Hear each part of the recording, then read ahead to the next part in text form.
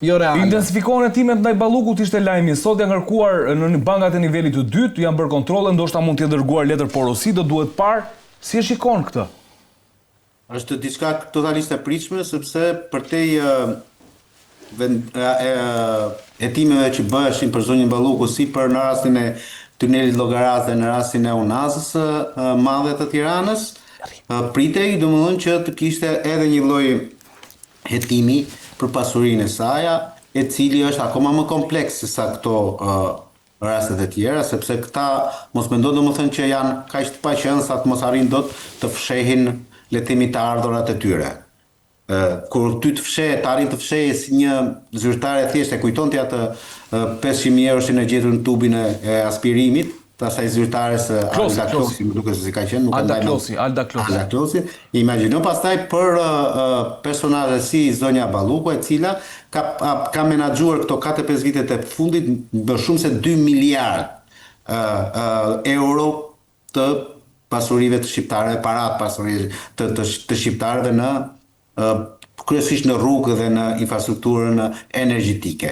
Kështu që është normale. Unë pres që SPAK-u të avancojë në raport me zonjën Balluku, pres që pas kësaj përplasje drejtësi ekzekutiv, duke qenë se Edi Rama akoma nuk po e shkarkon zonjën Balluku, pres fort që SPAK-u të yshtet sa më shpejt për ta mbyllur dosjen e zonjës Balluku, por me vepra penale shumë herë më të rëndësishme se sa kjo për të cilën deri tani ata kanë proklamuar, dhe kjo pastaj do të jepte mundësi organit akuzës që kur të shkonte, të rishkonte, sepse me këtë që ka shkuar tani, unë jam katësipërisht i sigurt që kërkesa e SPAK-ut për heqjen e imunitetit do rrëzohet nga ana e zotit Rama, po them unë sepse parlamenti aty është dora në alçi, çfarë thot Rama bëhet.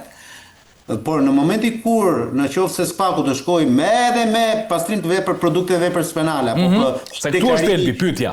Po, deprejimi rrem ose fshehje pasurisë në shumë atëherë janë gjitha vepra penale të cilën margjin e dënimit e kanë shumë të rëndësishëm, nga 7, 10, 12 deri 15 vite, pra varet nga vepra penale për cilën të thash pak më parë, dhe në rastin konkret nëse do jemi në këto kushte, pastaj Edi Rama dhe sikur ta kishte domethënë në motrën e vet, s'do arrinte dot ta mbronte më, sepse janë vepra penale të cilat të kushtizojnë për të Okej, e kishte në sens. E kishte në krahasisi krahasimor me metaforik.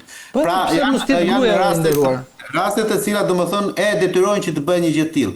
Unë thash edhe një tjetër, uroj që SPAK-u ta marrin seriozisht, sepse e shkuara e afërt e këtij institucioni ka treguar domethënë që këta hera herës edhe nuk po them domethënë që korruptohen, po tallen, si në rastin konkret për shembull me zonjën Majlinda Bufi, që nuk ka për të bërë asnjë ditë burg. Pra jemi të qartë fare. Apo edhe për personazhe të tjerë, domethënë të botës si qeverisjes lokale. Lokale. Kujto vetë për analogji e them këtë dhe e mbyll këtu. Vjet ne patëm krijuar le të themi atë task force-ën parazgjedhore. E mban mend që e proklamoi i giganti Altin Dumani me proklamat të madhe, çfarë do bënte, namin do bënte Altin Dumani me atë. Nuk e arriti dot as të bënte minimumin e asaj që ka bërë Kosova. Kosova në zgjedhjet e fundit që bëri, prokuroria jo speciale e Kosovës, prokuroria normale, jurisdiksionit të normal, brenda 48 apo 72 orëve pasi i vërtetoi domethënë ndërhyrje në zgjedhjet në Kosovë, ka arrestuar mbi 50-60 persona, në janë arrest, i ka arrestuar për krime zgjedhore. Ajo prokuroria e Kosovës. Jo i më ky SPAK-u jo. Tash ti, ajo që po thua për ta mbyllur është që ky SPAK-u duhet ta marrin seriozisht çështjen, dhe nëse me zonjën Balluku e ka marrë seriozisht hetimin me prova dhe fakte, do duhet që ta mbyll sa më shpejt. Unë jam gjithmonë i idesë. Hetimi duhet të jetë brenda afatit dhe procedurial të lejuar. Brenda 2 viteve. Nuk mund të tallen me shqiptarët më. Nuk mund të tallen si po tallen me inceneratorët. Nuk mund të tallen si po tallen me Gorigalin. Nuk mund të tallen me gjën më flagrante të mundshme, fondet e IPARD-it. Ty të ka dalë përpara 3-4 muajsh, Bashkimi Evropian të ka thënë Shqipëria duhet të kthejë mbrapsht 33 milionë euro për shkak të korrupsionit që ka ndodhur me fondet e IPARD-it. Olafi të erdhi në Shqipëri për ta hetuar një çështje të tillë dhe akoma SPAK-u sot nuk del me një deklaratë dhe të thotë a ka përgjegjësi Frida Krifca apo jo.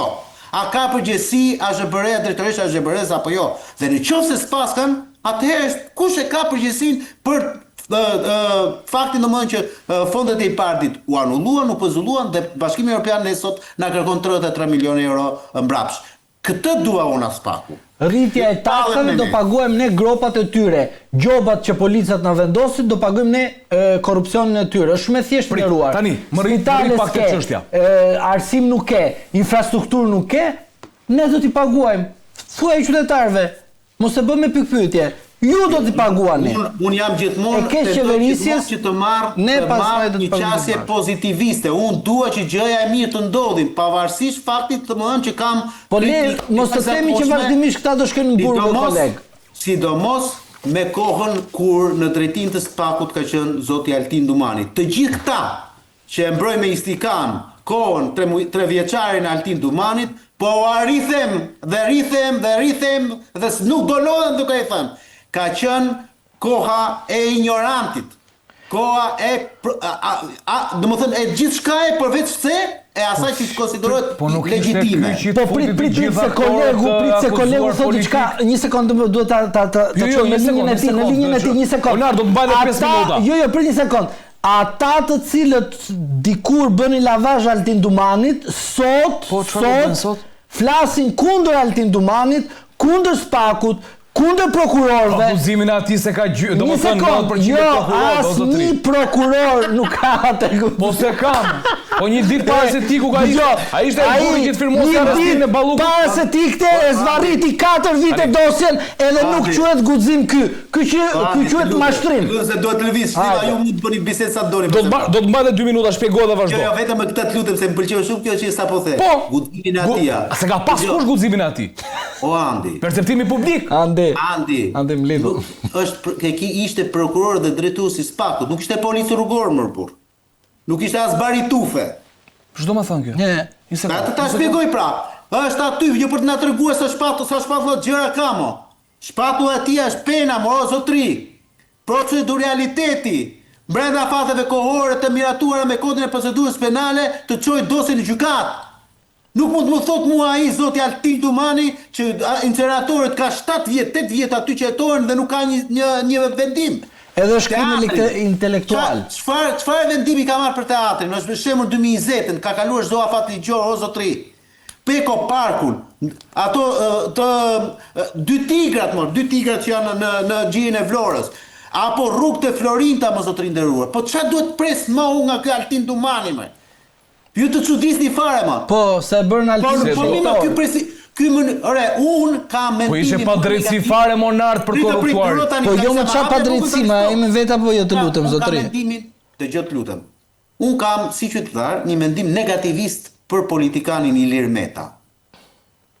Un për politikanin Ilir Meta kam një mendim shumë negativist. Po. Që mos e ngatrojnë. Por mënyra se si Altin Dumani arrestoi presidentin Ilir Meta nuk ndodh as në Bashkimin Sovjetik më zotëri. Po Altin Dumani arrestoi atë onar. Po, që unë arrestova. Po shpun ka prokuroria dhe BK-ja. Ai firmosi. Ai e legjitimoi se nuk e bëj dot kështu. Jo, ai e legjitimoi të arrestohet një person. Kur shkohet për të arrestuar një person, si në rastin e zotit Erion Veliaj, oficeri i policisë gjyqësore shkon me vendimin e gjykatës, ja lexon personin në fjalë dhe e shoqëron. Në qoftë se ti mendon që atë njëjtë gjë që bën me Ilir Metën e bën dhe me Ilir Beqen apo me Erion Veliaj, pastaj qoftë ti që je çfarë do të thonë. Asu nuk janë provë arrestimi po se Altin Dumani se po vetëm Altin Dumani. E ka bër Altin Dumani. Vetëm Altin Dumani. E kupton çfarë thot? Edhe nuk e them unë që jam mbrojtësi i Ilir Metës. Ai është favori i qeverisë për të ruar metën e procedurë. Ai është vetëm Altin Dumani. Vetëm Altin Dumani, pra do të thot, nuk po ta thot mbrojtja e Ilir Metës, po ta thot një avokat tjetër. Jo mos, do të stera për ta. Që do të thot, ty kur ta thot një person tjetër që mënyra e arrestimit, se si u bë, ishte një mlef personale Altin Dumanit kundër Ilir Metës dhe dosjen e tij e ka të zvarritur nga 2018 deri më sot. Në varësi ku është policia? Ku me policia? Po nuk ka lidhje, po gjëja është që e bën. Me prokuron kombëtare e tij e urdhëron Spaku policisë gjyqësore mos u bëjnë ai. Po merr zvarr. Spaku, jo. Spaku thot. I thot Altin Dumani merr zvarr. Po, edhe zvarr. Kush e përgjon Altin Dumanin? Erës tjetër në studio. Kush e përgjon Altin Dumanin? Nuk e debatin kështu. Kush e përgjon Altin Dumanin? Kush ka ligjin? Kush mund ta fusin në burg Altin Dumanin? Vetëm kolekte vet. Përse për të arrestuar Ilir Metën shkuan 5 veta me kapuç? Pse? Nuk e di Mornar. Po ha do kush e mba? O Andi, mos u bësh ata tani. Dgjoj sekond sepse po flasim me ndes njerëz. Po mirë pra, e bëre me pyetje, kush i urdhëroi, po them, nuk e di. Vazhdo. Më dëgjoj pra. Përse për presidenti, se është president ajo zotëri nderuar. Po. Të pëlqen ty apo s'pëlqen është president ai? Gjithë jetën jetë president. Po. Përse i shkuan 5 veta apo 7 veta me kapuç dhe kur ishte radha për Erion Veliaj, shkuan 2 burra si zotnia, 3 sa ishin ata, as me kapuç, as me letra në dorë, i hapën dhe derën e makinës, i thanë ulu këtu, afro këtu dhe te 313 dhe te drejtoria e policisë së Mrat. Pse është kjo? Dhe po të tregoj dhe po të arrithem dhe një herë dhe bindu për këtë dhe mos bëjmë debat koti. Ku ekzekutohet një urdhër gjykate e kërkuar si mas ndaluese nga Spaku, vendimi merret nga oficeri i policisë gjyqësore dhe është policisë gjyqësore ai që shkon dhe interpreton vendimin dhe bën pasaj arrestimin. Policia e shtetit është thjesht në ndihmës të oficerit policisë gjyqësore. Dhe në rastin e zotit Ilir Meta, po ta bëj si rast, ti nuk ishe nevojë fare që ta bëje këtë, po mjaftonje ta merrni telefon ti thoshe zotri, po paraqitur në Spak. Ditën tjetër do ishte paraqitur, po donje ja vinje prangat aty apo cili do. Pra nuk kishe nevojë ti të bënje kështu shembull le të themi për mënyrën se si ti arreston një ish president. Ta thash edhe një tjetër. Un kam një mendim super negativist për Ilir Metën si person. Por kjo nuk më bën mua të verbohem. Edhe këtë super negativitetin që kam unë ndaj atij personi ta nxjerr atij, sepse unë e ndaj Nardin si qytetar dhe Nardin si avokat. Leonard Karaj, je lirë të shkosh se do ta mbajsh dhimbje edhe 10 minuta përpara se ta mbyll të pjesë të parë për të vazhduar me akshin. Falenderoj shumë, e vlerësoj. Këtë debat të premtoj do ta bëjmë këtu në studio, se nuk mos mendo se do ta lëmë kaq të debat. Të më kërkosh të bindem nëpërmjet Zoomit. Mirë? Falenderoj shumë. Natë mirë, Nard.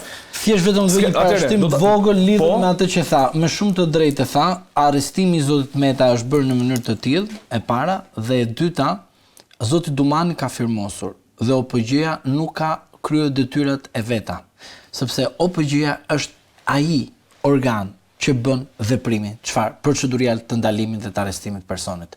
Policia mbiqyr është si puna e përmbarusit. Përmbarusi është përpara dhe policia, nuk është po OPG, ishin policë të cilët ishin vendosur. Ishin policë të cilët ishin urdhëruar, nga kush ishin urdhëruar? Kush urdhëroi policët? Varësisht Altin Dumani urdhëroi policët. Po, normale, ta garantojmë ty. Do dali kjo gjë. Do dali. Partnerët ndërkombëtar nuk janë ato kalame që del Edi Rama dhe vendos një dispozit aty dhe thot që edhe presidenti pezullohet nga neni 242. E kemi diskutuar. Le tani. Partnerët ndërkombëtar din kush shumë mirë, kush arrestohet dhe kush dha urdhrin dhe kush firmos dhe pse firmose. Zhlima, një pyetje, kush janë skenarët që Balluku mund t'i apo mund të qëndrojnë detyrë? Jo, Balluku nuk është në detyrë tani. Për tani nuk është. Balluku tani për tani është në detyrë, sepse vendimi i gjykatës kushtetuese ende nuk është zbardhur. Unë them me shpallje. Ai është shpallur dhe sepse nuk kemi diskutuar rrezkaluar. Për imunitetin pritet interpretimin ta kesh parasysh. Po hyn në fuqi me bllotimin fetore zyrtare, pra nuk është votuar. Personi ka marrë dieni dhe nuk shkel dot dhe nuk është në krye detyrë zonja Balluku. Kjo është e sigurt. E sigurt kjo? Po sigurt është zonja Balluku. Nuk është. Po kur thot gjykata kushtetuese hyn në fuqi pas votimit të fletores zyrtare. Do të thotë që ligjërisht mund të shkojë. Votimi në fletores zyrtare kupton gjë tjetër, ndërsa marrjen në dieni kupton gjë tjetër. Okej, tani, lëm këtë. Mirë, kësaj po i rrim kështu siç thua sepse se pastaj më thotë ti mos e bë teknike. Tani po do ta bëjmë teknike. Flasim edhe për shpallje, flasim edhe marrjen në dieni, edhe pastaj flasim bashkë. Domethënë me gjithë kolegët avokat tu i hyn ndonjëherë neneve që domethënë kur më bëni mua lëm që kanë filluar të kuptoj unë nga nenet. U bë gati një vit e gjysmë. Po patjetër më po. Po jo Kushtetuta është e vështirë, është e vështirë. Nuk është shumë e thjeshtë kushtetuta. Nuk e bën dot nga televizioni këtë, ne le ta bën qeveria me reformë, fusi të drejtën kushtetuese në shkollë siç e kemi bërë dhe ne gazetarët, të drejtën kushtetuese. Kemi pas lënë.